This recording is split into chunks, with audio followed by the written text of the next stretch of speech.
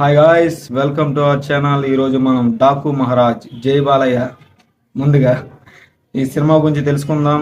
And ఈ సినిమాలో story and direction and music, heroines, hero and Bobby Deol acting and which kind of stuff ఎలా ఉందనేది తెలుసుకుందాం. అండ్ ఈ సినిమా అయితే స్టోరీ పరంగా అయితే పెద్దగా మీరు మేజర్గా కొత్త స్టోరీ అయితే అనుకోవద్దు. కొద్దిగా బాలకృష్ణ గారి పాత సినిమాలో స్టోరీని కొద్దిగా దబిడి చేసి తీసినట్టు ఉంటుంది. కాకపోతే ఆ స్టోరీని ప్రజెంట్ చేసే విధానంలో మాత్రం సక్సెస్ అయ్యాడని చెప్పుకోవాలి బాబీ.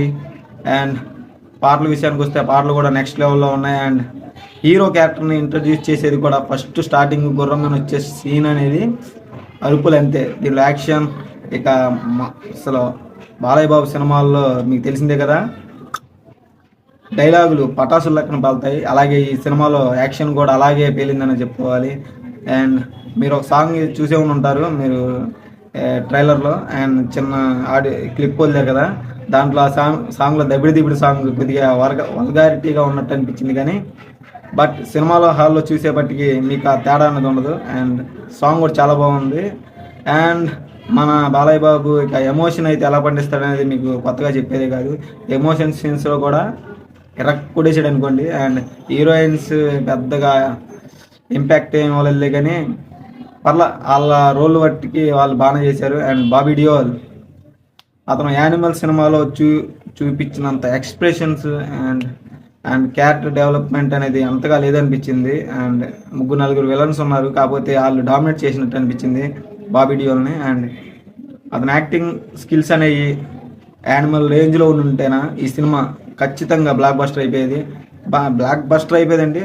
ఇప్పుడు మరీ యావరేజ్ అని చెప్పను, సినిమా అన్ని విధాలుగా బాగానే ఉంది. అండ్ సాంగ్స్ కూడా ఇక మీకు తెలిసిందేగా, బండోడికి అదే మన బాలయ్యకి బండోడు ఉన్నాడని ఆయన చెప్పాడు కదా, అలాగే అతను ఇచ్చే బ్యాక్గ్రౌండ్ అనేది ఒక్కొక్క సీన్ని ఒక్కొక్కలాగా ఎలివేట్ చేసింది. అది మాత్రం మనం ఎవరైనా ఒప్పుకోవాల్సిందే.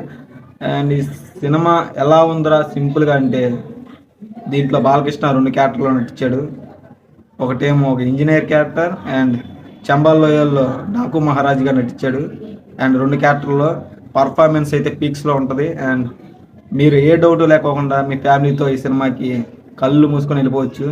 Full action entertainment. అండ్ దీంట్లో కామెడీ పెద్దగా ఎక్స్పెక్ట్ చేయవద్దు. అండ్ జై బాలయ్య.